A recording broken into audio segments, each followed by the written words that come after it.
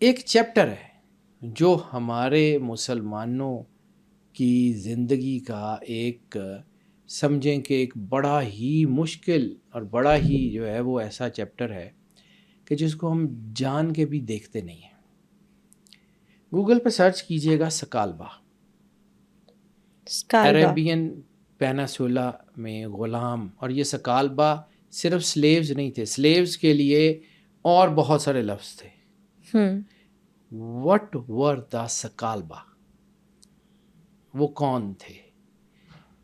اور اس کے لیے بھی ایک کتاب آپ کو سجیسٹ کرتا ہوں، کیونکہ بہت ساری چیزیں میں اوپنلی بات نہیں کر سکتا. ظاہر سی بات ہے، ہماری سوسائٹی ہے، کچھ لوگ اس کو دیکھتے ہیں، تو میں اس کو اتنا اوپنلی بات نہیں کروں گا، لیکن میں پھر سمجھانے کے لیے بات ضرور کروں گا. ایک کتاب ہے history of Spanish movers, Spain کی آہوں اور سسکیوں کی داستان.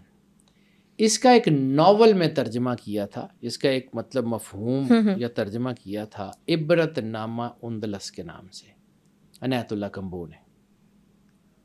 عبرت نامہ اندلس ہمارے گھروں میں اکثر گھروں میں پڑھی ہوتی تھی.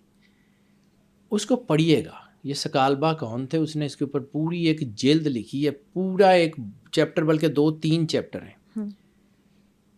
ہم لوگ بادشاہ پرست ہو چکے ہیں صدیوں سے، سینکڑوں سالوں سے، بلکہ شاید اسلام کے ارلی دنوں سے ہم بادشاہ پرست ہو گئے. ہم نے جو سرور انبیاء صلی اللہ علیہ وآلہ وسلم کو قرآن پاک میں جو بات کہی گئی تھی، اطیعوا اللہ و اطیعوا الرسول و اولی الامر منکم، ہم نے اولی الامر کا ترجمہ سرکاری سرپرستی میں بادشاہ کر دیا کہ جس کو حکومت مل جائے. ہمارے بادشاہوں کے کریکٹر ایسے نہیں تھے بیٹا کہ ہم نے ان کو بہت نیک پاک اور بہت کچھ.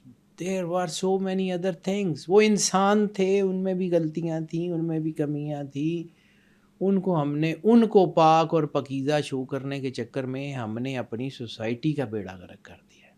یہ میں بڑے دکھی دل سے اس ٹاپک کے اوپر بات نہیں کرتا ہوں، لیکن جب میں یہ تاریخ پڑھتا ہوں نا کہ اتنی بڑی امپائر غرناطہ کی، اتنی بڑی امپائر اسپین کی، وہ مسلمانوں کے ہاتھ سے نکلی کیوں؟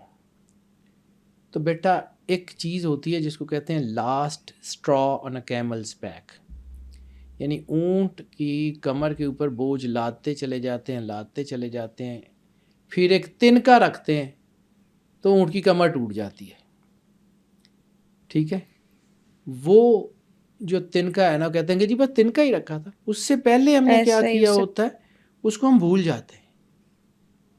مسلمانوں نے آخر کچھ تو کیا ہوگا نا جس کی وجہ سے اتنی بڑی امپائر جو ہے وہ گری. سکالبا کا چیپٹر بڑا تکلیف دہ ہے بیٹا. یہ وہ بچے تھے جو رومانیہ سے اور یورپ کے مختلف ملکوں سے، لیٹویا سے اغوا کیے جاتے تھے. ٹھیک ہے، اور یہ وہ بچے تھے جن کی کیسٹرائزیشن کی جاتی تھی. اور ہسٹری آف اسپینش موورز میں ایک جملہ ہے، اس کی میں تفصیل نہیں بتاؤں گا بیٹا. میں کہیں اپنے بچوں کو دیکھوں نا تو مجھے وہی تکلیف ہوتی ہے جو ان کے لیے مجھے وہ تکلیف محسوس ہوتی ہے کہ what they were doing actually. ان بچوں کو کیسٹرائزیشن کرنے کے بعد آرٹ آف پلیئر سکھایا جاتا تھا، and they were gifted to the king and the ministers and the courtiers، اور وہ بادشاہ کی طرف سے مختلف ملکوں میں گفٹ کے طور پہ بھیجے جاتے تھے. سکالبا ظلم نہیں ہے کیا؟ وہ اللہ کی مخلوق نہیں ہے؟ اگر ہمارے مذہب سے نہیں تھے یا ہم لوگ، تو کیا ہم ان کو انسلیو کریں گے؟ اور انسلیو بھی ہم اس طرح سے کریں گے. پھر ایک چیز اور ان کے بارے میں یہ کہا جاتا ہے، یہ خود پڑھنا اس کتاب میں ضرور، کہ یہ جو ریوالٹ اٹھا تھا نا اس کے پیچھے یہ کہانی تھی. اس کے بعد اور بہت ساری چیزیں ہیں. اس کے بعد یہ اسپین میں ریوالٹ اٹھنے کے پیچھے ایک ریزن یہ کہانی بھی تھی. ہم ٹھیک ہے مسلمانوں کی فیور کرنی چاہیے، ٹھیک ہے، لیکن حق کی طرف سے آنکھیں بھی تو بند نہیں کر سکتے. کیا اللہ صرف رب المسلمین ہے؟ کیا اللہ رب العالمین نہیں ہے؟ کیا سرور انبیاء صرف اور صرف سرکار ختمی مرتبت بادشاہ کونین رحمت للمسلمین ہے، رحمت للعالمین نہیں ہے؟ کیا ہمارا دین آفاقی نہیں ہے؟ ہم نے قوم لوط کی بات کی تو میں اس لیے ادھر آ گیا ہوں کہ یہ چیپٹر جو ہے یہ بھی ہمیں پڑھنا چاہیے کہ ہم نے کیا کیا. غرناطہ کی اسٹیٹ میں اسکالبا کا مسیکر آف اسکالبا، یہ بھی گوگل پہ سرچ کیجیے گا، آپ کو مل جائے گی ساری سٹوری. عنایت اللہ کمبو کا ناول پڑھ لیجیے گا عبرت نامہ اندلس، اس نے اس کو بہت خوبصورت پیرائے میں بیان کیا ہے. میں آپ کو وہ جہاں پہ لانا چاہ رہا تھا نا کہ ہم لوگ بادشاہ پرست ہو چکے ہیں.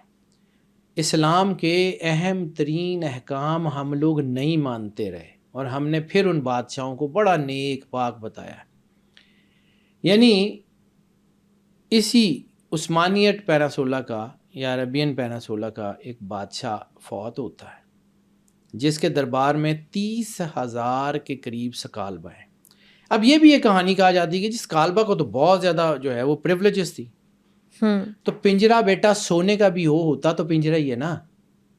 صحیح، بالکل صحیح بات. ان جو بچے جو اپنے گھروں سے اغوا ہوتے تھے، پھر ان کے ساتھ ظلم ہوتا تھا اور پھر ان کی جو ہے ان کو بادشاہ کے کوٹ میں رکھا جاتا تھا، ان کو کوئین جتنی بھی مراد دیتے ہوں، تھے تو وہ غلام.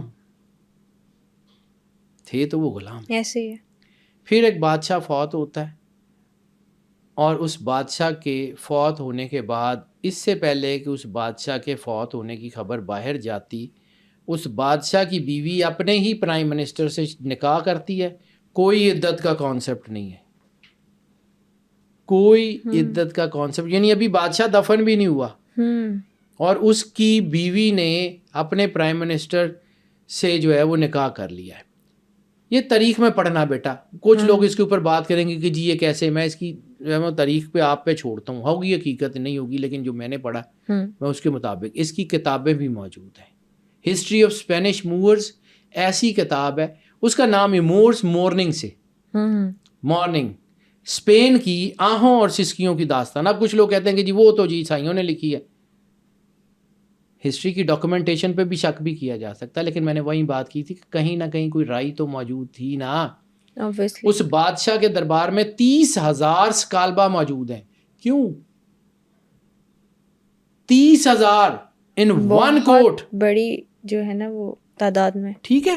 اب وہ 30,000 سکالبا جو ہیں ان میں ایجڈ بھی ہیں، بچے بھی ہیں، ہر ایج کے گروپ ہیں. جب یہ ہوتا ہے نا تو سکالبا بغاوت کر دیتے ہیں.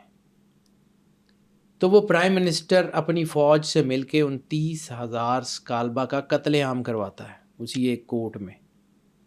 ہم بادشاہ پرست لوگ ہیں، ہم کہتے ہیں نہیں جی وہ تو بڑے نیک تھے، وہ بڑے پاک تھے. ٹھیک ہے، ان میں سے نیک لوگ تھے. عثمانیت ڈائنیسٹی کا ہی سلطان محمد فاتح، جس کے بارے میں سرور انبیاء صلی اللہ علیہ وسلم نے کہا تھا نعم الامیر، وہ بہت اچھا بادشاہ ہے. نعم الجیش، اس کی فوج بہت زبردست ہے. لیکن انہی کی ایک فوج تھی جنیسریز. وہ کون تھے، کیا کرتے تھے، وہ کتنے ظالم تھے. گو کہ وہ بادشاہ کی سب سے جو ہے نا مضبوط فوج مانی جاتی تھی. پھر جنیسریز کا قتل عام کیوں کرایا گیا؟ کیوں بادشاہ کی بیوی نے بادشاہ کے مرنے کے بعد 1 ہفتے کے اندر اندر شادی کی اور دوبارہ اس کو تخت پہ بٹھایا اور اس کے پیچھے سے خود حکومت کرتی رہی؟ بیٹا یہ there are so many conspiracies, محلاتی سازشیں تھیں. اب ہم اپنے ٹاپک سے ہٹ رہے ہیں، لیکن اس ٹاپک پہ لانا چاہ رہا تھا. ہم بھی تو ظلم کرتے رہے ہیں، ہم نے بھی تو جا کے اللہ کو منہ دکھانا ہے، بے شک دکھانا. ہم نے بھی تو جا کے اپنے حق کے دین کی بات کرنی ہے. تو کبھی اس سینس میں بھی سمجھو کہ سرور انبیاء صلی اللہ علیہ وآلہ وسلم بادشاہ کونین نے فرمایا تھا کہ کسی کے جھوٹے خدا کو بھی برا نہ کہو، کہیں وہ تمہارے سچے خدا کو برا نہ کہے. جب ہم ان کے اوپر بیتنے والے ظلم کی بات ہی نہیں کریں گے اور کہیں گے کہ جی ہمارے بادشاہ تو بڑے نیک تھے، انہوں نے تو کچھ نہیں کیا، وہ سب جھوٹ بولتے ہیں، تو بیٹا ان کے اندر ہیٹرڈ تو بنے گی نا. ایسے ہے. اسلام کی میں نے بات کی تھی، اسلام رواداری کا دین ہے. میں نے بار بار آپ کو یہ بات کی تھی کہ اسلام کی، میں اس حدیث کے پیچھے میری زندگی کے کئی سال لگے ہیں کہ میں اس حدیث کو بہت پڑھا ہے. میں نے پچھلی شاید کسی پوڈ کاسٹ میں بھی یہ ذکر کیا تھا کہ رسالت مآب سرور انبیاء نے فرمایا کہ میری امت کے 72 فرقے ہوں گے اور 73واں نجات پائے گا. تو میں اس بات پہ سوچتا تھا کہ وہ سرور انبیاء جن کی زبان فصاحت اور بلاغت کا اعلیٰ ترین نمونہ ہے، اس میں ایسی کون سی راز ہے کہ 72 ہوں گے 73واں نجات پائے گا؟ تو ایک دن میرے بچے جگسو پزل سے کھیل رہے تھے، تو جب انہوں نے جگسو پزل جوڑ کے انہوں نے ایک تصویر بنائی نا، تو ایک دم سے کسی خیال نے میرے ذہن میں اسٹرائک کیا کہ جب 72 فرقے آپس میں مل کے بیٹھیں گے، رواداری پرویل کرے گی، ایک دوسرے کی بات سنیں گے، ایک دوسرے کو آنر دیں گے، اپنی بیسس آف اسلام، ایک اللہ، ایک رسول، ایک کتاب، جس سے رسول اللہ نے محبت کی اس سے محبت، جس سے دشمنی کی اس سے دشمنی، اس کے اوپر آ جائیں گے تو اسلام کی ایک بہت خوبصورت تصویر بنے گی۔ وہ 73واں فرقہ ہوگا جس میں کوئی شیعہ، کوئی سنی، کوئی وہابی، کوئی دیوبندی نہیں ہوگا، سارے مسلمان ہوں گے۔ ان الدین عند اللہ الاسلام کا مطلب یہ ہے کہ ایک ہی اسلام ہے، شیعہ یا سنی یا وہابی اسلام نہیں، ایک ہی اسلام ہے۔